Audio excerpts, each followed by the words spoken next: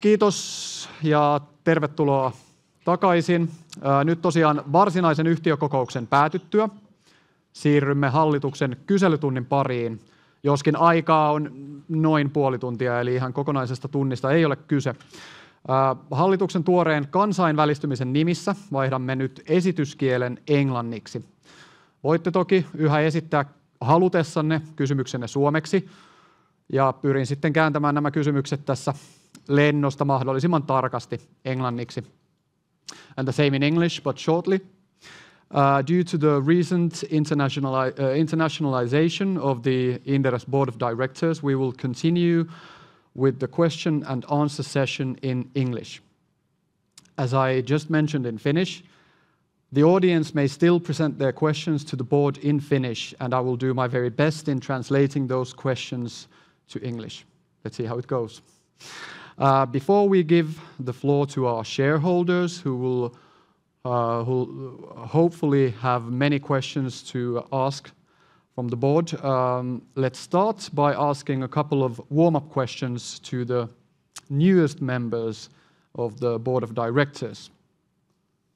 Let's start with Joachim.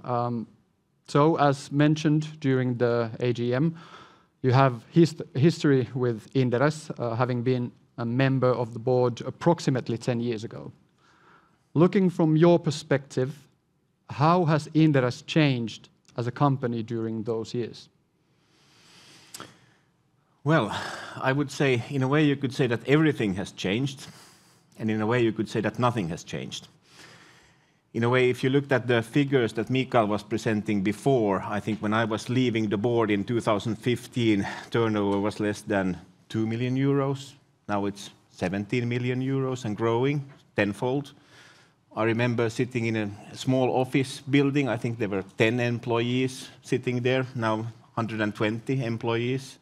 The business model was focused on pure equity research. Now we have a multitude of services and it's growing. And then the focus was on the Finnish market, and now we're going more and more Nordic. So that's why everything in a way has changed and is developing. But on the other hand, I would say that the core of the company has remained intact, as I see it. It's based on very strong values. There's a strong company culture in place. There's a drive, an innovation, energy in the company, as I was saying before, and I think those have remained unchanged. So I think it depends on how you want to look at it, but that's how I would approach it. Helena, based on your experience in investor relations in Sweden, how do you see Inderes positioning and what opportunities it may have? So first of all, I think that there is a big opportunity. The question is how to take it on. The starting point compared to in Finland, where it's grown organically, it started from equity research. In Sweden, it's today mainly through financial hearings, very big on the events and digital side, but really not known in the other areas. And the idea with the spin wheel and the different parts that feed each other, I think we have to decide in what order we do it and what is most important in order to get to movement. And I think that's really the first task, sort of about designing that strategy for Sweden. So it's a very different starting place. The opportunity is there, I'm sure. Well, how do you both see investor relations and shareholder engagement developing? I think the trend is clear.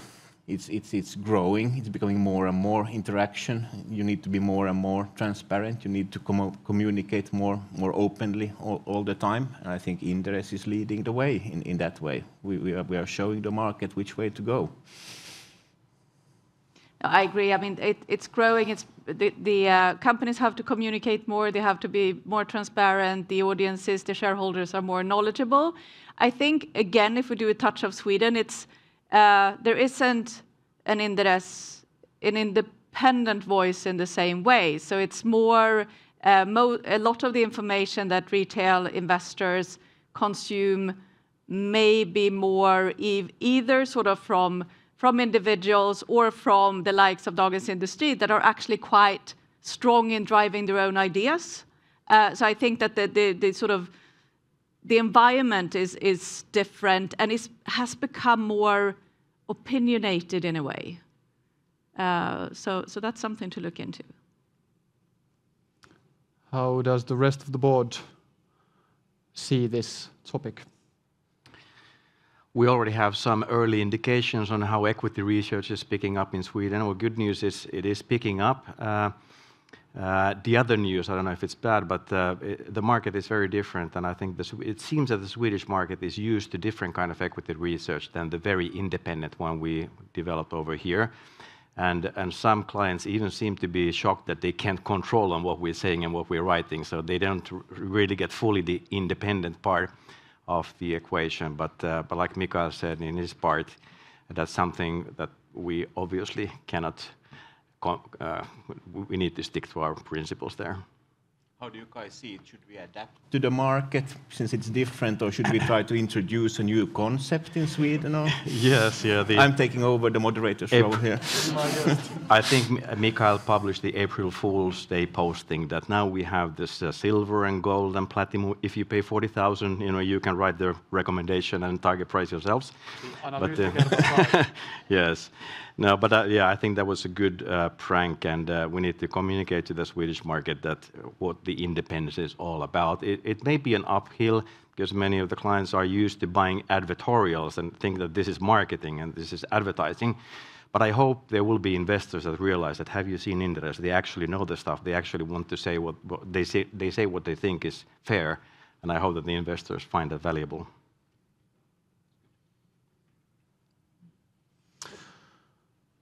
What about our shareholders? Would you have any questions to the board?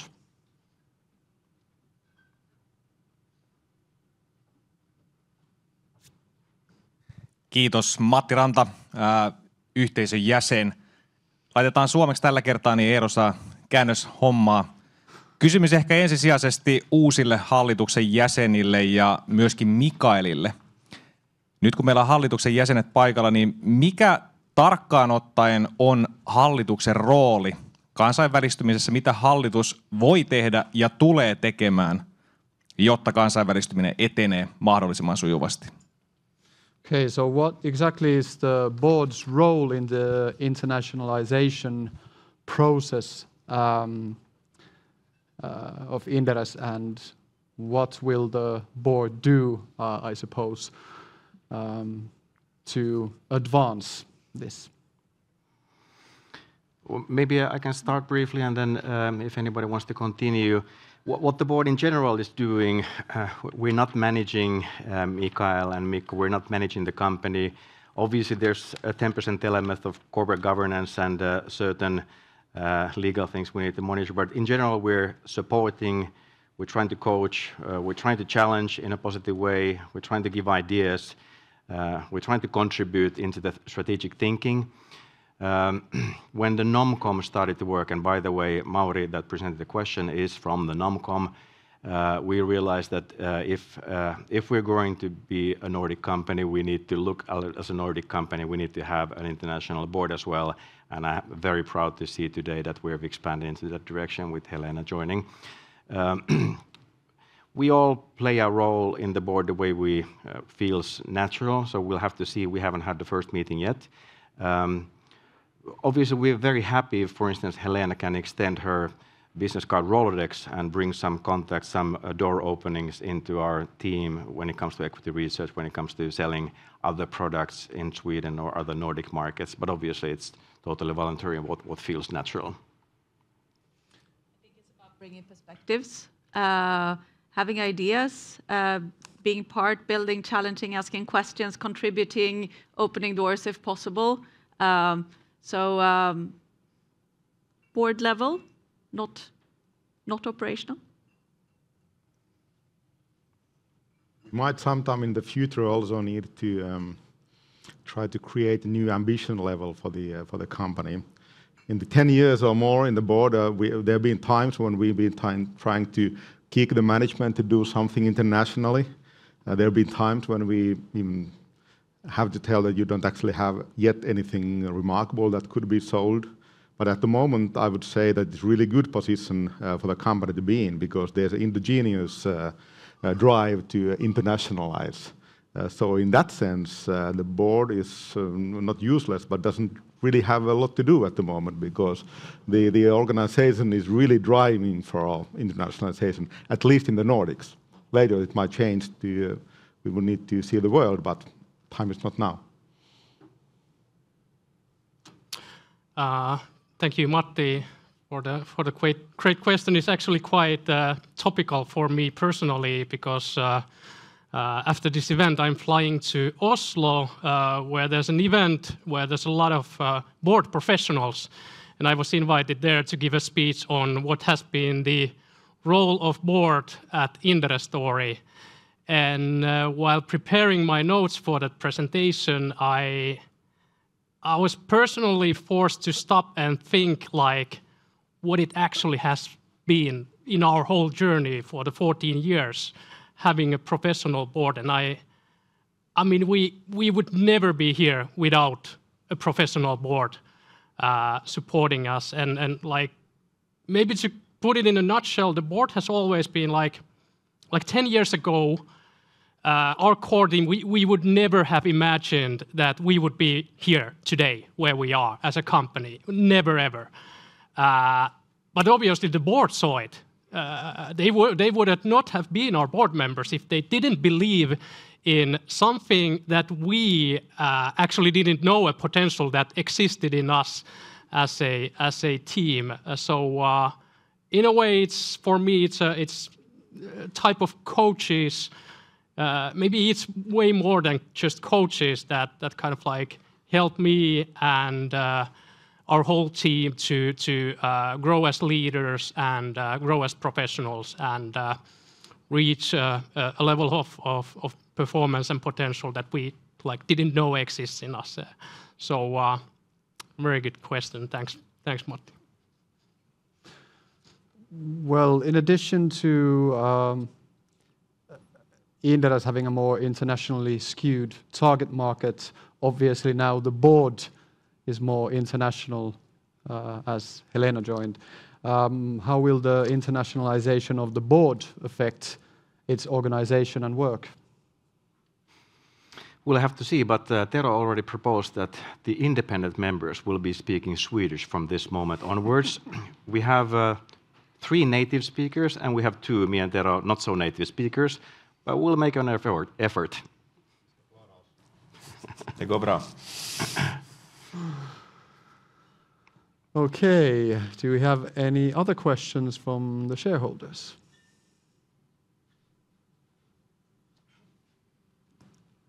Heikki is bringing over a mic. Joo, yhtiökokous haukkaili Tomilahti äänessä ja mä kentältä toisin sellaisen terveisen, siis puhutaan nyt, mä oon monta yhtiökokousta käynyt ja että siellä vähän pienemmät yhtiöt niin valittelee likviditeetin puutetta ja mä en tiedä, lupaatteko te niin kuin teidän palveluilla myös niin kuin paranevaa likviditeettiä osakkeen kaupankäynnin suhteen vai miten tämä tarina menee, kun mulla on se pelko, että ne saattaa jossain vaiheessa ruveta miettimään, että mistä me maksetaan, kun osake ei liiku mihinkään niin kuin kumpaankaan suuntaan. Ja itse asiassa tämä teidän oma osake on esimerkki siitä, että mä katsoin äsken, oli vaihtoa 77 kappaletta yhtiökokouspäivänä. Ja Joakkimille tiedoksi, että mistä sä ne ostat ne osakkeet sitten, jos tämä vaihto on näin niin kuin teidänkin firmalla, joka on kassavirtakone ja muuta. Tämä on niin kuin ehkä laajempi kysymys, mutta tällaista ääntä on kuulunut, kun on käynyt kokouksissa, että olisi kiva saada niin kuin likviditeettiä ja uusia sijoittajia, varsinkin pienimmille firmoille. Onko tämä ideoita tällaisesta? So heard through the grapevine, there's a lot of talk on the field, especially with regards to small to mid-cap companies in terms of low liquidity for the stock. And I suppose the question was around, do we promise higher, increased liquidity to our client companies? as well, and kind of Inderes itself, the Inderes talk was used as an example of low liquidity. There was 77 shares on the market today on the annual general meeting day. Well, I can start and we can take a few add-ons. And the liquidity is a problem for many small caps, and not just in Finland, but across. And in a way, the sign of the times is past 2 years doesn't help. It's also a lot to do with how people feel about stock investing in general, and it's been much more passive, and small companies are always more hardly hit than maybe some of the big companies that trade every day. I don't think Inderes should be promising anything. I don't think we should be promising liquidity. We promise to disseminate the information. We promise to be the link between the investors and the companies. And liquidity is probably an equation of multiple dimensions. It is the sentiment on how people are feeling about investing in general. It is the equity story. It's the credibility of the business or attractiveness of the business. It's the credibility of the management, and it's the communication, IR, and what sort of information is available, your CMD and your reports. It's multitude things, and in a way, what we could say as Inderes is that, do you think you should communicate more or less if you want liquidity? And I think that response is rather clear, even though there are no silver bullets in a way, tenfold in liquidity overnight. Yes, please. Yeah, I can tackle Tommy's question with very hard scientific evidence, actually. There's a study in Aalto University that covered, I think it was 6,500 Inderes recommendation changes and report publishments, and over 10 years. And that study found statistically significant evidence of improving liquidity, increasing amount of owners, and increasing price formation of the pricing of the stock in that study. So there is statistical evidence to it, but within that sample, we can't promise it for an individual company. In the big picture, we know that if you have a lot of information available about the company and investors can trust that information, then it's more likely that they will trade. But if you don't have information available and investors don't trust your information, then of course it's quite likely that people won't trade. Then it also goes down to how the company is actually performing. So if you're continuously producing very poor, disappointing results, then like speeding up investor relations and so on rarely improves the liquidity. But we've seen that many of our clients who have been struggling for years and years, they still stick to our service because they find that it's also in difficult times really important to continue communicating with their shareholders and investors to keep their trust. So that's how I would put it.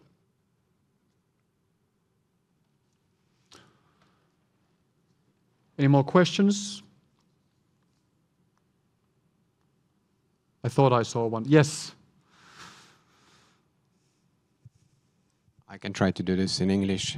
Good afternoon, everyone. My name is Alexander Ekrias, and my question is that now that Inderes is becoming more and more international, should the main language be English? I mean, in the reports, in all the interviews and stuff like this, just to make it more efficient. I know you have been considering this, but that's just a question.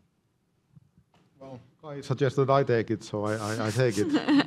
Well, I guess I'm a natural person to answer that question because I've been working for 11 years writing equity research in English. I think you only can really truly globally scale if you use English as a language. So if we would ever really want to become global Inderes, which is a fantastic dream, by the way, if you think of it, global community, well, that's a vision, isn't it? Well, then English will be a must. But then at the same time, it's been a competitive advantage in these early stages. And for the time being, it probably will remain so in our native country Finland, but to some extent also in other Nordic countries.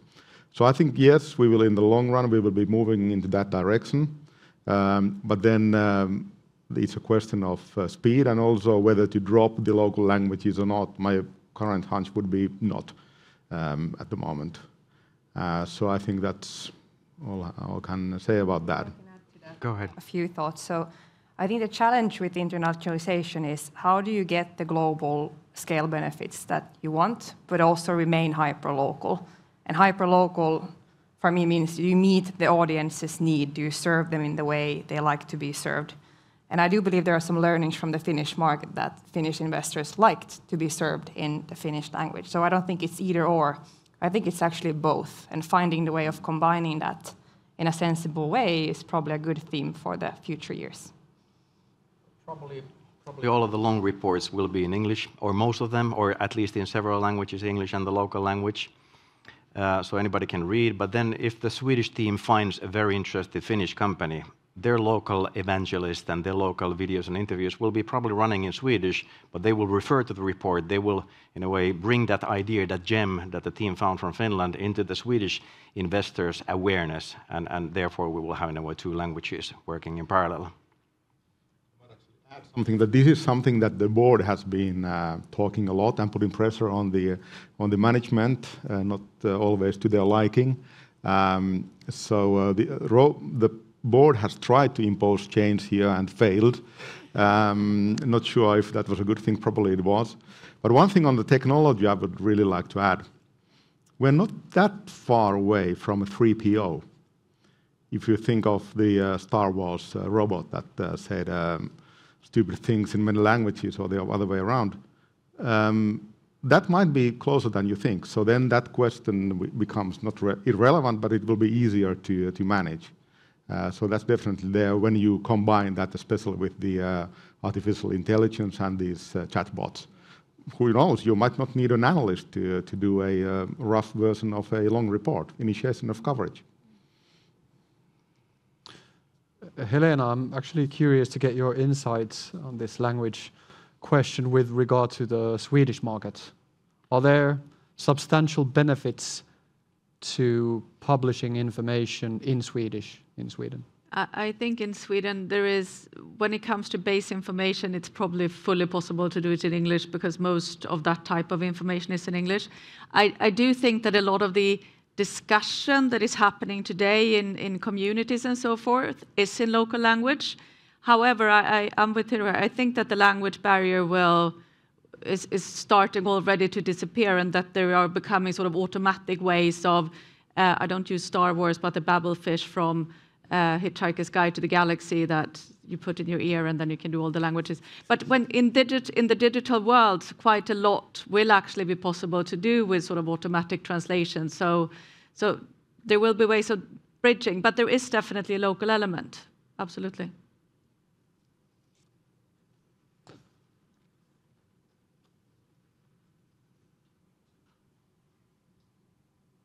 Kyselytuulella niin voisin onnitella sitten yhtiökokouspalvelusta, että siinähän on tilanne niin, että ennen koronaa niin käytännössä Euroclear oli monopoli ja nyt tuntuu, että te olette siinä niin kuin vaihtanut osia. Eli useimmat ilmoitukset, mitä mäkin olen tänä keväänä tehnyt, niin se menee teidän kautta tai siinä ei teidän nimeä näy, vaan näkyy tämä IR Innovatix, joka on ilmeisesti, onko tämä nyt teidän alihankkija vai minkälainen sopimus teillä on niiden kanssa? Ja sitten onko tämä kopioitavissa Ruotsiin suoraan, koska siellähän tuntuu vielä, mihin mä oon ilmoittautunut niihin kokouksiin, niin Euroclear on se paikka, mikä on se ensisijainen ilmoittautumispaikka. First of all, congratulations on the AGM service. It seems that a couple of years ago, Euroclear was the bona fide monopoly in the market, and now the tables have turned. The parts have switched to some degree, at least with regards to Finland.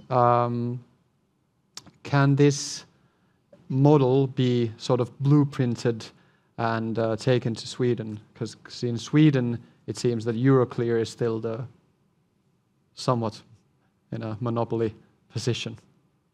Yeah, like first of all, this market, like if there are in the capital markets, if there are structures that are not efficient and monopolistic, of course we enjoy breaking them up for the benefit of the ecosystem companies and investors. So that's a great proof of that. Yes, we've kind of like become quite strong in Finland, I'd say. We've worked together with Innovatics, who is a subcontractor to us, taking part of some of the processes related to delivery of those services, and we have a really good relationship with Innovatics. I can't go here into details of our contracts or anything like that, but it's a good and healthy relationship that we have.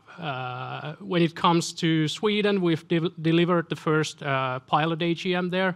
So it's proven. We've delivered the first pilot in Denmark as well. To scale up that operation in a new market like Sweden, yes, it's an interesting opportunity, but it's a very complex product with a lot of legislation stuff, a lot of traditions, and so on. So and you need quite a lot of local resources and knowledge to take on that market. So it's not kind of like a push of a button software scale to a new market. We need to build up quite a bit our local capabilities to start really ramping up the AGM product in Sweden. Long term, we do have those capabilities, and the fact that we have a really strong events business in Sweden in place is actually a great foundation to start building the AGM part of it, because AGM and event business, I mean, it's a collaboration of those two products. This is our event team doing the production, the whole event, the streaming. It's streamed on our own video streaming platform on which you have the voting and so on. And then we have the AGM team all working together. So the fact that we're so strong already in Sweden in the events business gives a good foundation to start expanding there. But I remind the team that like the AGM part, this is AGMs used to be run in one way the 100 years. And then after COVID, now that's the next 100 years. And we're in the first years of the next 100 years. So we need to think this as a 100-year business. And with that perspective, we're really early days. Yeah, of course, AGM is something that every company has to do by law. And then there's the element of technology. You have the streaming, you have the voting, you have the registration and all of that. But then I think also the other question is that what do we do with the AGM concept in general going forward? Do we want to spend the 1.5 hours or 3 hours just discussing who are the scrutinizers of the minutes and who are the vote counters? Or are we using the time somehow more efficiently in collaborating with the shareholders, a little bit, for instance, Berkshire Hathaway style? This is a little bit what we're trying to do here at the moment, but also looking for your input as well. I think we need to make AGMs great again. Maybe they were great 100 years ago, but they have been quite boring for the past 90 years. Tommy, you can maybe concur.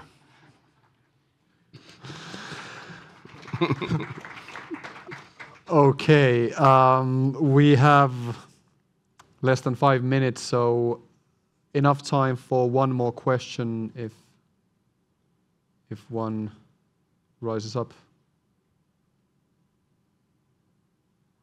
I thereby conclude this question and answer. Okay, go ahead. I might actually want to say something to Joachim. Actually, a couple of things. Firstly, congratulations to the new members. The second one to you is I'm honored to hand over the vice chairmanship to you. So that's a great honor to hand it over to such a well-known and respected financial professional. But what I really wanted to say, and why I opened my mouth, is that I was worried when I came here a bit late that I might be overdressed with a tie. And now you are sharing the burden of wearing the first tie, I believe, in AGMs of Inderes. So, I did a bow tie last year, so if that counts, I guess it doesn't. I need to So comment. thank you for that. I need to comment on that. Thank you, first of all. And I can see that you're happier than I've ever seen you before. A burden must have been lifted from your shoulders now that I'm taking over the vice chairmanship. So thank you for those congratulations. And regarding the shirt, I never wear pink shirts, but it was Mr. Tero Vekrut who said that the board should wear pink shirts. Yes, yes. I sent him the link to our website of the board members' pictures, and then my quote was, there is a pattern. And he thought that was an order. It was not an order, it was a link. This was absolutely heartwarming and amusing and very informative all at the same time. So I thank you, our dear board members. Thank you, our lovely shareholders. Thank you for attending both the official AGM and this question and answer session. It was an honor and a privilege to serve as your host and the chairman for the meeting. So now I hereby conclude this question and answer session.